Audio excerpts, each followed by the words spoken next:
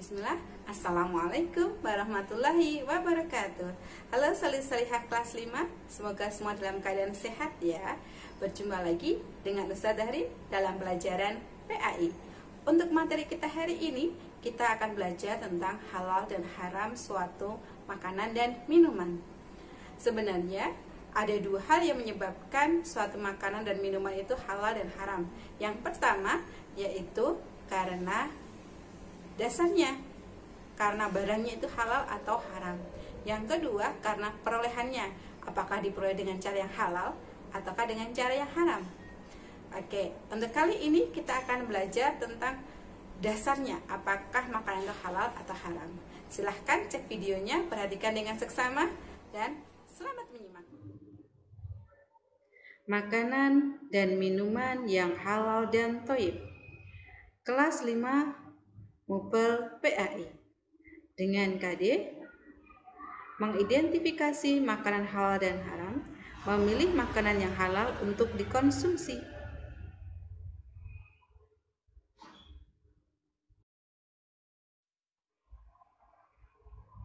Quran Surat Al-Baqarah ayat 168 yang artinya, wahai manusia, makanlah dari makanan yang halal dan baik yang terdapat di bumi, dan janganlah kamu mengikuti langkah-langkah setan. Sungguh, setan itu musuh yang nyata bagimu.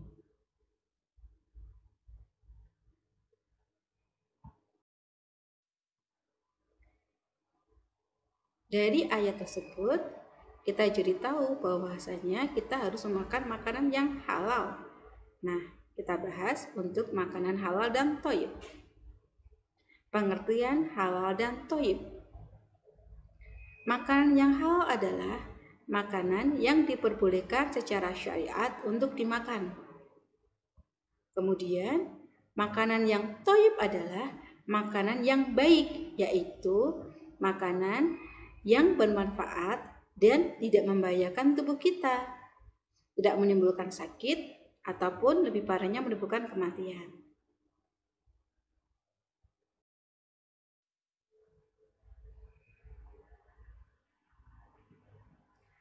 Label halal. Cara mengecek kehalalan pada produk kemasan adalah dengan melihat ada tidaknya label halal pada kemasan. Dicontohkan di situ ada berbagai macam gambar label halal di berbagai negara.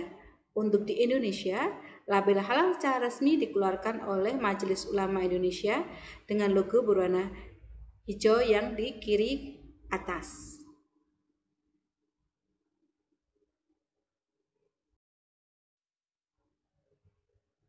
Kemudian, untuk lebih telitinya, lihat daftar komposisi. Cara mengecek apakah makanan itu baik atau buruk untuk tubuh kita adalah dengan melihat daftar komposisi ataupun label gizi pada kemasan makanan atau minuman. Seperti dicontohkan di situ, ada bungkus makanan, di belakangnya ada kotak. Nah, di kotak itulah ada gambar tentang keterangan komposisi itu isi dari makanan itu terbuat dari apa saja, kemudian berapa jumlah gizinya. Nah, apakah itu baik untuk tubuh kita atau tidak? Nah, itu dilihat dari label gizi dan isi komposisinya.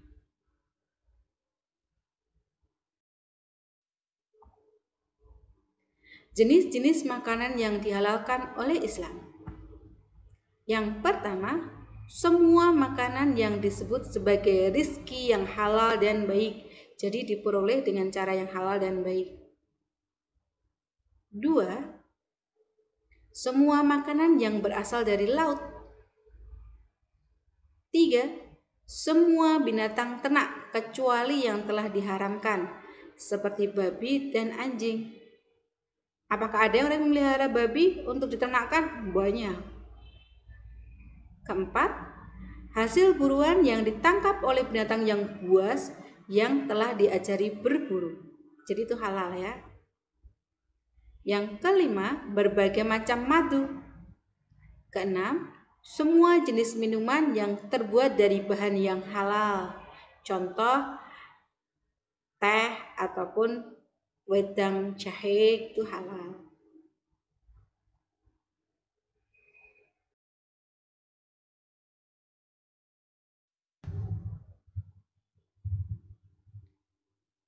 Dalam Quran, surat Al-Ma'idah ayat 3 dibahas tentang makanan yang halal dan haram dikonsumsi.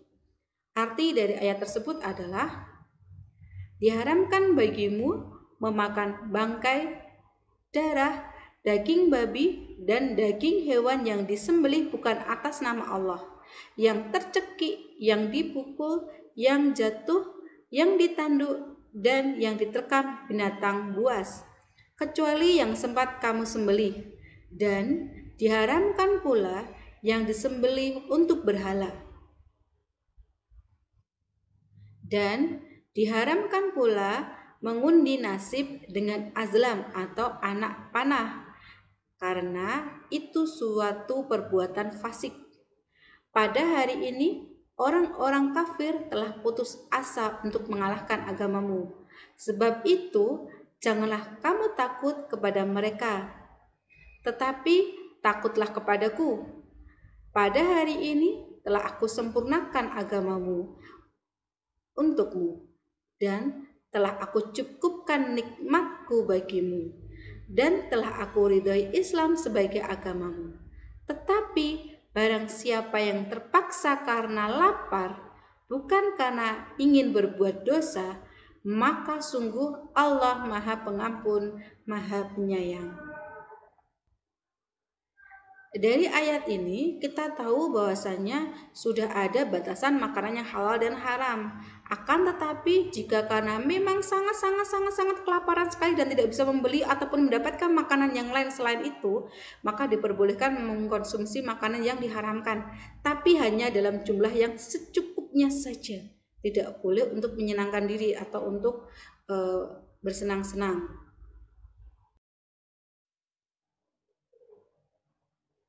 Jenis makanan yang diharamkan: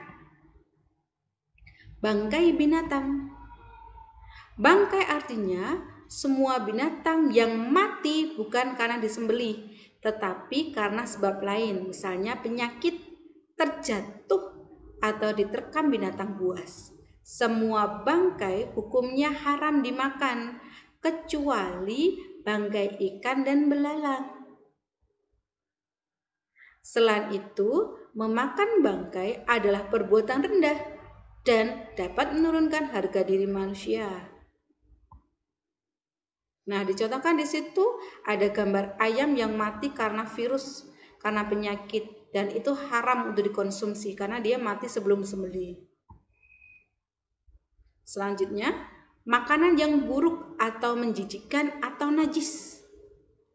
Makanan yang buruk salah satunya adalah darah, karena darah itu kotor dan mengandung penyakit sehingga berbahaya bagi tubuh.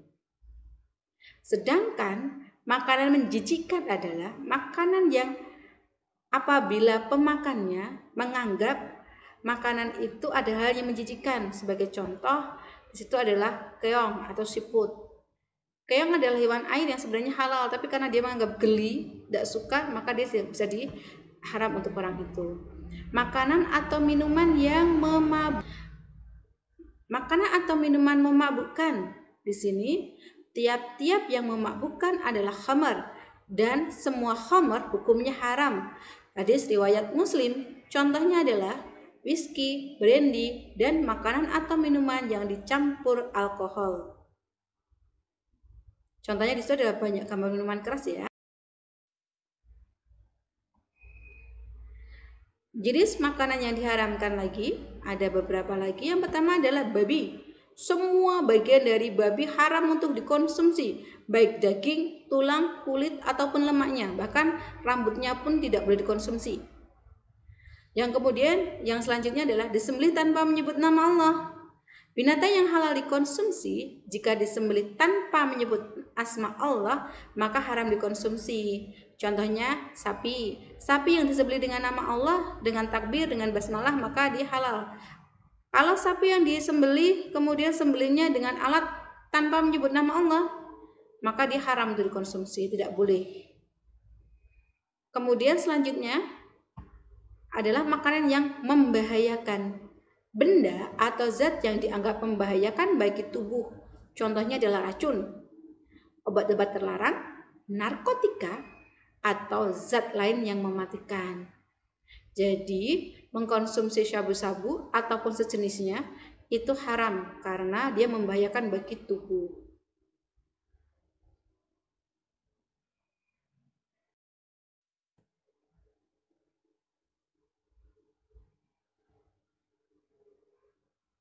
Jenis binatang yang haram untuk dikonsumsi. Yang pertama, binatang yang diharamkan karena kita diperintah untuk membunuhnya. Contohnya adalah anjing, ular, tikus, gagak, dan burung elang.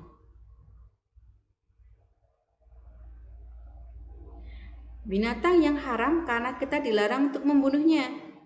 Apa itu? Contohnya semut, lebah, serta burung hudhud. Next, binatang yang bertaring dan berkuku tajam. Contohnya adalah harimau, gajah, kucing, beruang, serta kelelawar.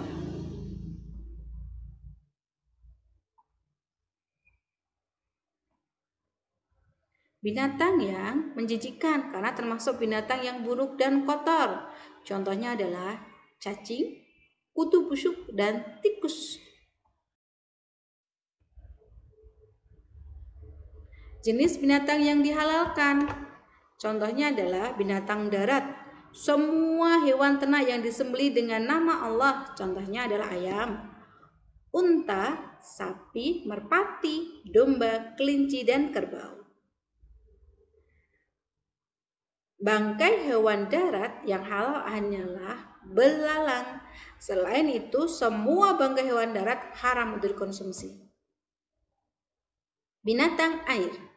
Semua binatang yang hidup di air halal untuk dimakan dan dikonsumsi, baik yang mati disembelih, dipancing, maupun mati dengan sendirinya. Akan tetapi, hewan yang dapat hidup di darat dan di air atau di dua tempat haram untuk dimakan. Contoh, buaya dan katak. Manfaat mengkonsumsi makanan yang halal. 1. Terhindar dari murka Allah. 2. Tubuh menjadi sehat. Yang ketiga, menghasilkan pikiran dan hati yang bersih. Yang keempat, akan diberi rizki yang halal dan dilipat gandakan oleh Allah. Dan yang terakhir, kelima, menunjukkan bahwa Islam itu agama yang baik dan mengajarkan kebaikan.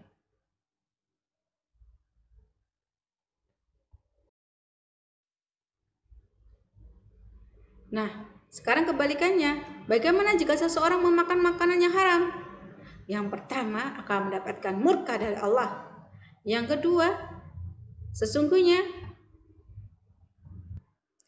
makanan-makanan yang haram adalah makanan-makanan yang mengandung zat-zat yang tidak baik untuk tubuh sehingga dapat menimbulkan penyakit. Contohnya darah. Selanjutnya, makanan yang haram jika dikonsumsi tidak mendapat keberkahan, tidak mendapatkan ketenangan. Dan ini yang paling tidak baik untuk tubuh, menimbulkan sifat-sifat syaitaniyah. Contoh sifat-sifat syaitaniyah adalah suka marah, dusta, khianat, susah menerima kebenaran. Kalau diberi ilmu, susah, tidak mau mendengarkan gurunya. Dinasihati orang tuanya, ngeyel, tidak mau mendengarkan. Itu mungkin karena ada makanan-makanan yang haram dikonsumsi baik sengaja ataupun tidak disengaja. Oke, cukup untuk hari ini. Terima kasih banyak. Alhamdulillahirrahmanirrahim. Barakallahu fikum. Alhamdulillah, materinya sudah disimak. Oke, semoga menjadi dasar kita untuk memilih dan memilah makanan yang halal dan baik untuk tubuh kita. Semoga semua dalam keadaan sehat selalu ya. Barakallahu fikum. Assalamualaikum warahmatullahi wabarakatuh.